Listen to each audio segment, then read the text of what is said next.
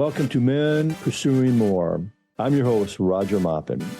I believe every man has the potential to push past his limits and strive for something greater.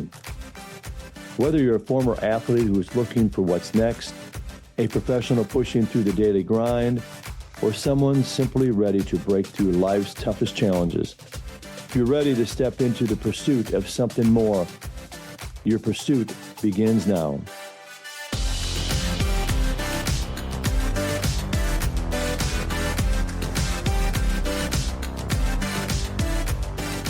All right, welcome back to Men Pursuing More, and I'm your host, Roger Maupin. I want to welcome Craig Volk, Scott Zimmerman, and Jason Kerr to this specially monthly episode called the Brotherhood Exchange. And our focus is a space where men can show up, open up, and level up.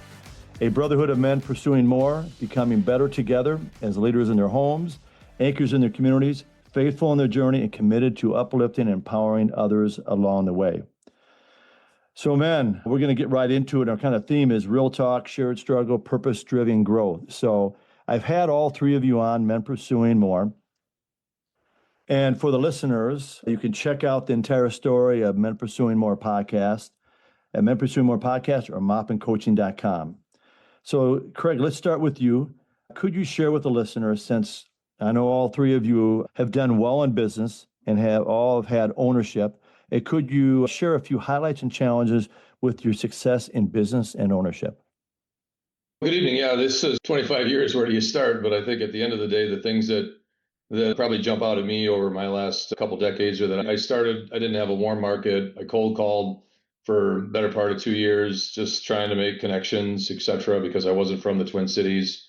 I didn't have a cell phone, used a pay phone, all the old school stuff that we can look back on and now appreciate having cell phones. But shared a computer with a dozen people, that kind of stuff. And in fact, at one point, frankly, dang near went bankrupt because we just weren't making a lot of money. And we got into some real estate and just some things didn't work out. I won't say I've done it all, but I've been through an awful lot in that regard. And then through that, having some great mentorship and just being around really powerful people and just staying true to what I'm trying to do, I was able to build an incredible business. Here we are 25 years in that we're just going to crack $1 billion in assets. And we've got 18, 19 employees, and I've got 2 business partners. And I think I've almost had a lawsuit by one of my employees. You name it, a lot has happened, and yet we've gotten better and stronger for it and learned a lot. So I think I always say, from a small town kid in Iowa, if I can do it, anybody can do it. But it does take a lot of fortitude and a lot of hard work. And Craig, the name of your company again, if you can share with the listeners. Stone Arch Advisory Group. So we're a wealth advisory firm. All right, appreciate that, Craig. Jason, yourself, I know you're a professional fisherman. You've owned a number of businesses. So can you share with us? Yes, sir. Glad to be on the show. I would say a couple things is treat others like you want to be treated. And that has led to just getting good leaders in place to help run businesses. And then being willing to do all the little things. I don't put myself really above any of that. So whatever the task is at hand, to be able to lead by example by doing those things. And I think obviously with time, you start to read character and you start to attract the right people to help and put them in the right spot. So I definitely learned the hard way by putting maybe C+ people in A spots, and it just doesn't work well. And so very thankful now to just have good leaders that want to do what's right and operate with integrity. And I know, Jason, you were a professional fisherman at one time. You got out of that industry, and then you owned a number of franchise, right? It was, can you share that? Jimmy John's. Yeah. Yeah, very thankful as far as stepping into the franchise model. There's many of them that aren't corporately set up very well, and you don't really know that getting into it. And Jimmy John's just had that type of integrity where you made a call or an email, you got a response that day, opposed to end of the week to hear from whoever. It was really good the way they ran the business and controlled food costs and things like that to be able to make franchisees that are putting in the work successful. So very grateful and thankful because we moved from Michigan to be able to start in Minnesota. That's where my wife's from, Owatonna, and that brought my young family to this area to be able to do that. So it was a big step to step into. And I had multiple people at different locations say I was going to do it. And it takes a lot to take the first step to actually do it, opposed to just look at it, sit on the sideline and hem and haw, to actually stick your nose out and be the one to do it. Appreciate that, Jason. Okay. How about you? How about you, Scott? Yeah, just as far, I just want to make sure I answer the question right, Roger. Just the question again. Yes. If you could just share just in business and ownership, and then just a few highlights and challenges with your success in business and ownership. Okay. Yeah. Thank you. Thanks for having me on. I would say I've been doing the same thing for 35 years. I'm in the financial services industry like Greg, but mine's more insurance. I got started a long time ago and failed for many years until I figured it out. And what I would say my success has been, I kept moving forward. I'm always working. For me, it's always working on my mindset, just trying to always have the right mindset. And then I was always working on my skill set. And then I tried to always perfect my habits, which they're not perfect at all, not even close. But I'm always working on just having the right habits. So all three of those things to me are the things that I've worked on that just, I really work hard.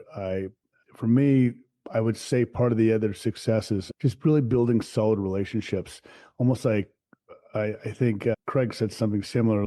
It was Jason, I'm sorry. I show up on time, say please and thank you, do what I say, try and follow through and do over and above what I say I'm going to do.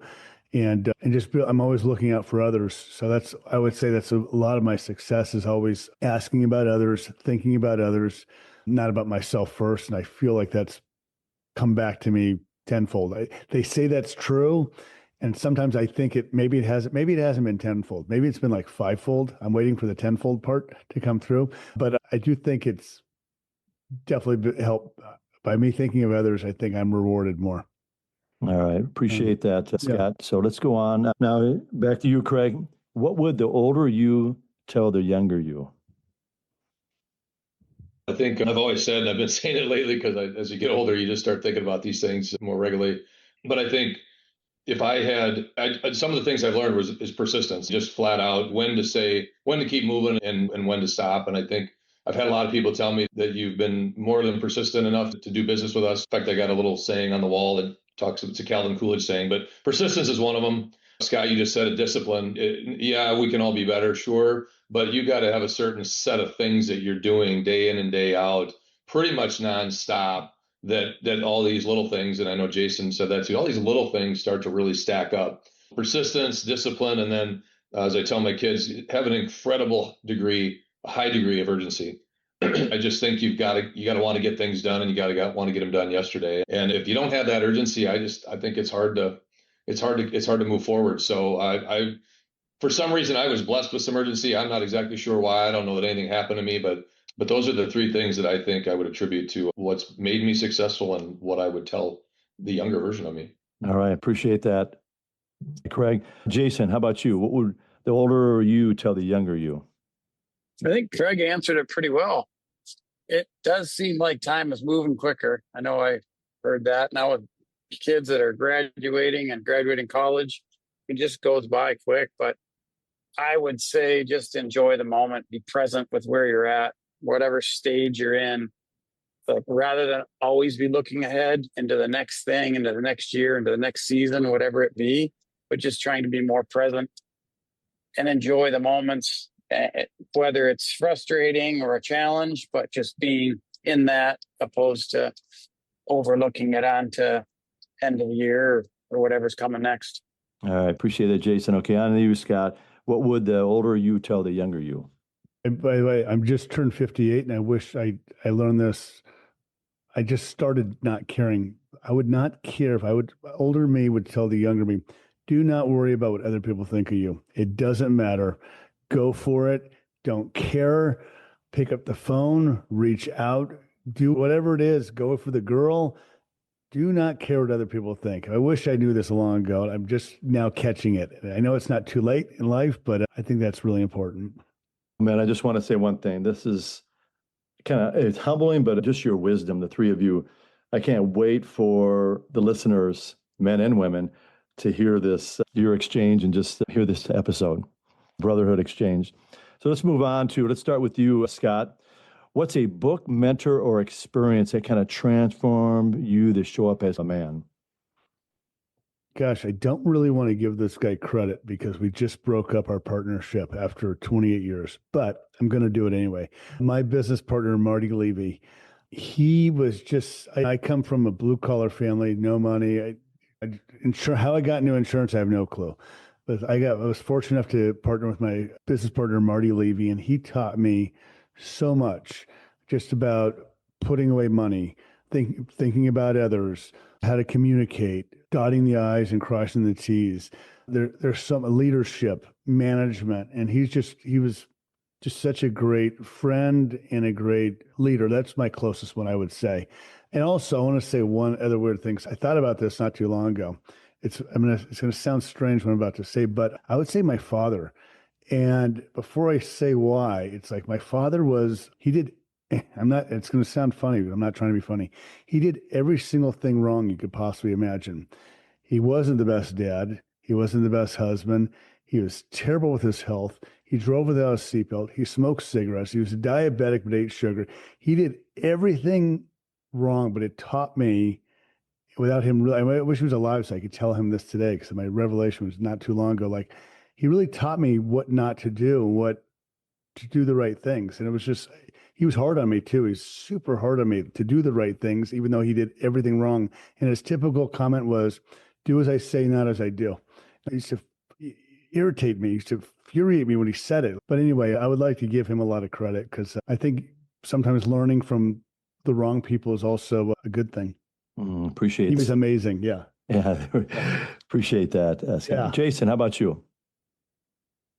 Yeah. So for a book, I'm not that much of a reader. I should probably improve in that area, but the Bible's one thing that I try to read daily. And there's just so many principles financially and leadership, integrity, wisdom that come from that apply still today. As far as a leader, him mentioning his dad, definitely. My dad ran his own business, smaller scale, but he got up early, took care of it. And I know I learned a lot from seeing, doesn't matter what the weather is. He delivered bread, actually, had his own bread route. So went to grocery stores and did it day in, day out. Didn't matter. He was there to do it. We came back early from family vacations at times just to be able to, my dad had to run the route or this happened or that happened. And so I did learn a lot of just sticking with it and doing what needs to be done. No excuses, no sick days, nothing like that. Wasn't an example that I had. But another one I would say is Craig Rochelle. He's a great leader. He does a leadership podcast also out of Oklahoma City area, but the amount of discipline that he has is phenomenal, and breaking it down into pieces. I've followed him for probably the last 20 years. And so his teaching and his principles have been phenomenal. Can you share, I don't know if all the listeners heard that, what the name of the podcast again? Or the name of the person? It's Craig Rochelle's Leadership. Okay. Craig Rochelle, yep. He's got the biggest church actually in the United States, Life Church, but this is not really church-based at all. It's just leadership, but it applies to everything that he's ran and done. But like I say, just the amount of discipline that guy has and shares is top-notch. Okay, appreciate that, Jason. Yes, okay, sir. Craig. I think just a handful of people that I think I probably mentioned on the previous podcast, but like all of those young, when I was young, all the coaches that I had, Bob Galligan, John Winter, Scott Hoagland, Kevin Kennedy, were the guys that I didn't have a dad growing up when he passed away when I was little. And when you're trying to figure life out, you got some guys you look at who are coaching you, and they all taught me something different, I think, first and foremost. And then I think there's several books I read. I don't read a lot, but one of them was Make Your Bed by Admiral William McRaven. And every time I see his deal on Facebook or this little blurb of his speech, it just gives me goosebumps. And again, it's not a hard task, but these little things, the things that we're willing to do that a lot of people aren't, separate yourself over a really long period of time. In any event, that's where I stand with it. All right. Appreciate that, Craig. All right, let's go. Scott, what daily habits or disciplines keep you grounded in your purpose? A couple things. When I wake up, I've been doing this for a while. Every morning, I always just feel so grateful immediately. I think about it. I say, I'm grateful. I'm not really religious, but I'm really spiritual. I believe in God. But I always just really appreciate being alive and the gift that I have. So I just start out with a lot of gratitude. And that's my start. The other things I do that I think are really good is I work out daily. I really take care of my health the best I can because I want to be around. And some little things I do, that little habits I do, five people a day, I will go to the bottom of my text messages and I'll really reach out with I'm always authentic and I'm always real. I will say something like, "Hey, Roger, I haven't talked to you in a while. Thinking about you. Hope you're doing well. Hope you're having a good day." Nothing. I'm not looking for anything in return, but I usually will start like a really nice conversation or, "Hey, Scott, thanks for thinking of me." But I'm always in contact with people I really care about or someone I want to help. I have a whole bunch, but those are some good ones those are really good ones I do. I just recently moved, but I was cold plunging every day. That made me feel, that's another, first thing in the morning, I'd cold plunge. Those are certain disciplines that also would make me feel really good. And when it comes to business, in my business, probably like Craig's, maybe Craig's a little different, but I'm always just trying to do the right thing. I just never want to go to bed thinking I did something for a commission or money. I just want to always help and do the right thing every time. And I feel like because I do the right thing, just more comes to me because I'm just doing the right thing. Maybe I'm getting more referrals or I'm thought of better. I don't know, just things of that nature. I can go on and on, but those are little things that I do. Hey, appreciate gratitude for having you on. So Jason. Yeah. Yes, sir. I agree with the gratitude piece. Thankfulness just changes your perspective for sure. No matter what's going on, to be able to find that thankfulness piece and gratitude as to whatever it is, it just makes the room brighter, opposed to the opposite of that. And things work out for the better when you're seeing them in a positive light. So that's a major piece. I do, like, before my feet hit the ground, I try to just slide right out of bed on my knees and do thank the Lord each day with that gratitude piece, and just try to give the first of my day to a Heavenly Father. As you know from the podcast, my wife was in a terrible car accident 10 years ago. Without her, this would look a lot different, but the Lord answered prayers in a miraculous way. And I just have so much to be thankful for. So it's hard not to live that way. And with that, I try to find, no matter who I walk by, especially service people, like they're changing the garbage or cleaning the bathroom, wiping tables, whatever it is, I try to make sure I make eye contact and thank them for whatever they're doing. Give them a smile, just because people go unnoticed. And so I just try to recognize everybody around that's doing service stuff that may be overlooked. Maybe I am attracted to find them more, but just try to not let that go with me taking something for granted that somebody else is doing to serve or clean or wipe or change. I try to be pretty intentional with that. Appreciate that, Jason, about just recognizing people. Some people maybe just don't always get recognized. And how you start off your day. Craig. Yeah, on a personal side, working out almost every day. I can't operate if I don't. And I stretch a lot because my body needs it.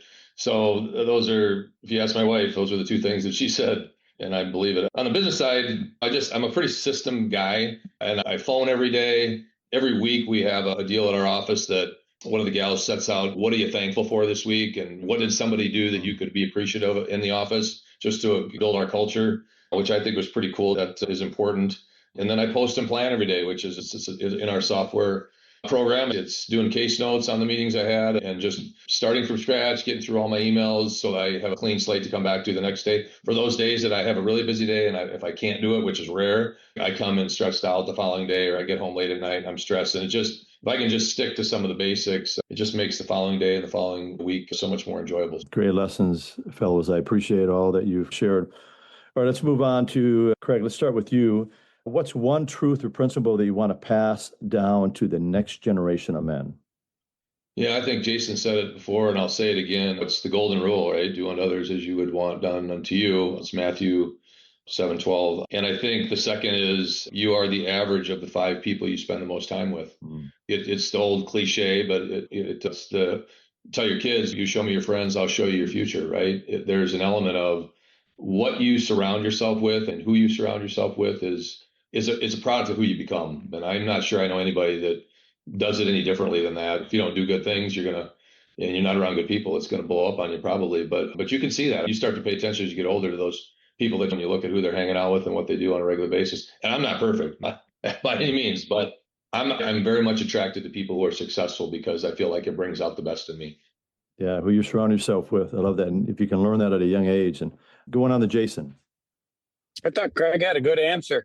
Can you repeat the question one more time for me, Roger? Yeah, what's one truth or principle you want to pass down to the next generation of men? I think I just echo that. Treat others like you want to be treated.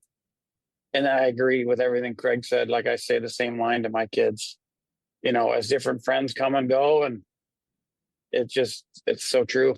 Show me your friends and I show you your future. Yeah, he took my answer on that one. Should have had me go first, Roger. Oh, great minds think alike, right? All right, Scott. I was going to say the same thing. I'm just kidding. I would say, I think a principle that I like to go by is, if it's going to be, it's up to me. Nobody's giving you anything. No one's going to do anything for you. You need to make everything happen in life for yourself. You can't rely on anybody else to give you or take care of you. And it's up to you how you want your life to be. And your life can be any way you want. You have to work for it. You have to go for it. It's not always about money. It's about, I don't think money makes you happy. It just makes life more fun and you get to do cool things. But I do believe, and you can give and help out other people, but I just think it could be just anything, being with the right people, like these two gentlemen said, just, if it's going to be, it's up to me. I need to pick who I want to be with and pick the right people, and lots of choices. No, not do the wrong things, drugs and alcohol and all those other things. That's what I do. That's what I've always taught my kids. So far, it's been good. Awesome lessons, guys. I appreciate that.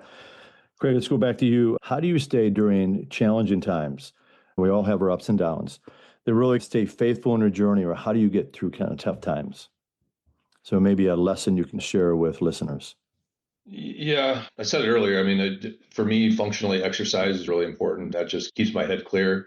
But I think beyond that, I've been fortunate in the business that I'm in to have met so many different people, some my age, some older, some younger. And I have such a large network of great people around me that if I have a question, I'm dealing with something, I almost always have somebody that I know I can rely on to talk to be vulnerable, whatever it is. And I've got a lot of them. There's probably a short list that I will rely on more than anything. Some things I can't even talk to my wife about because not that she doesn't care, but she just won't understand what you deal with, if it's a business situation or an employee situation or what have you. So that's a big part for me. And I think the last is, I grew up going to Catholic school. My mom raised me. I was an altar boy. And I think just a lot of the things that I learned then, your values become so strong that I don't find myself straying too far off the beaten path. It's like these guardrails that were put around me at a young age that kind of kept me moving in generally the right direction. And I look back on that and think I'm just really glad that I had that foundation, because who knows where I would have ended up otherwise.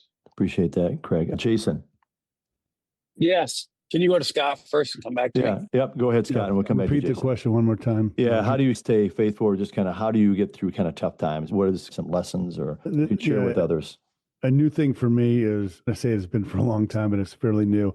I've gone through some really tough times, but I think the times that get me through the tough times is being around loved ones. If we need help or you need to talk to somebody, reaching out. I think people holding things in doesn't get you anywhere. And I think there's lots of men and friends and people that can help you get those tough times, and staying positive and knowing deep down inside that you're going to be okay. I feel like the challenges we're given are just lessons, or maybe if we're given these tough times, they're just ways for us to look at, maybe make things better. I want to give examples, but I'm going to give you an example. I went through just a really terrible business breakup with a friend that I was talking about. And I think it not only did I not want to go through it, but because I went through it, there were so many better opportunities on the other side. And I'm so thankful that it happens. I think it was almost presented to me. It had to happen for me to see the other side of it. So I just look at things that way now, just knowing this is a tough time, but once I get through the other side of it, something's better is going to be on the other side. And I'm positive that way about it, even though it's really difficult and tough. Appreciate that. Yeah. Scott, okay, go to Jason. Back to me. So the tough times, I would say, I don't know if I'm just blessed with it from a leadership standpoint, but I tend not to overreact. I tend to be able to see, and maybe this comes with age and time too, of just see the bigger picture of what's actually happening, what the viewpoint is of other people, what their upbringing or the way they're reading the situation, and then can respond based on that.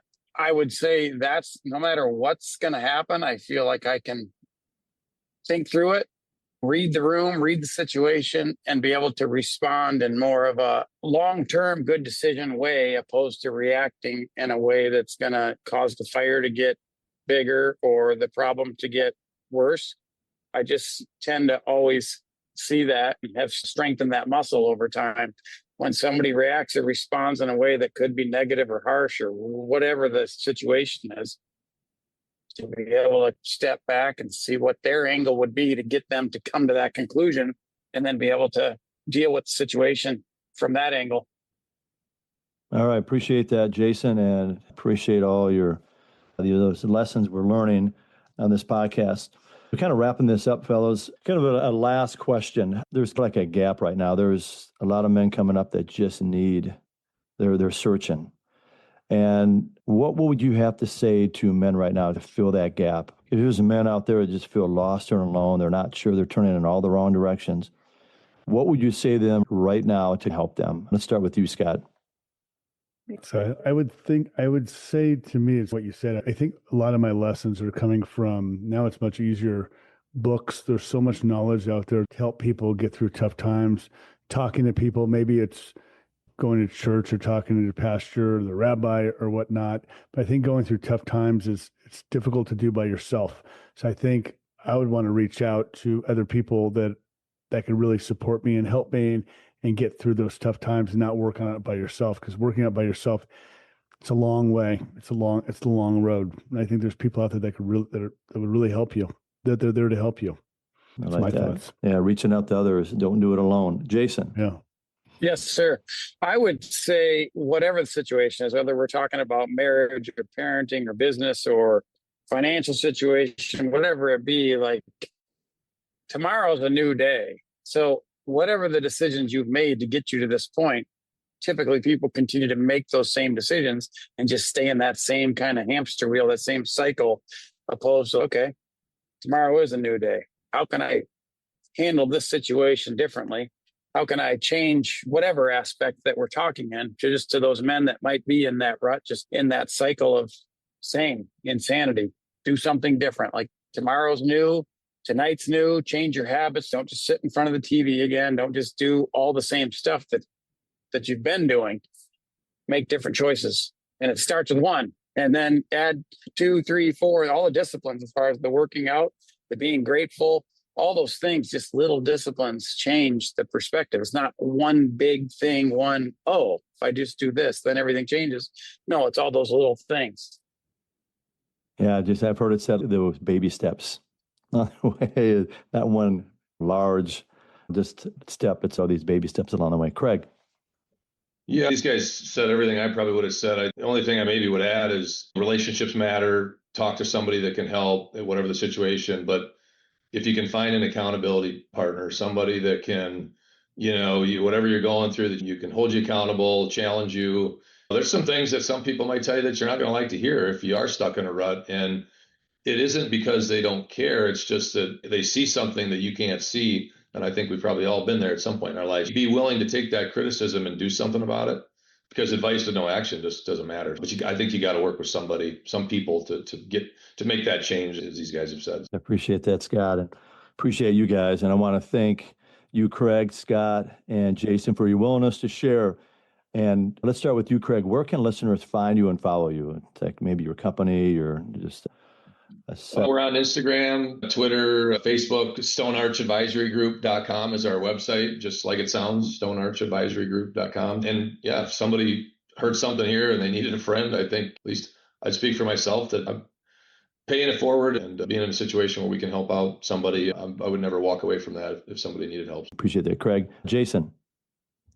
Definitely. I don't really have anything specific social media wise, but if they do, and they can reach out to you, Roger, or this podcast, and you'd be able to get a hold of me. Same deal. Like I would be more than willing to engage in more conversation or help if somebody was in need and wanted more based on something that I had said or did, or totally. We're here to help others for sure. That's right. I appreciate that, Jason. Scott.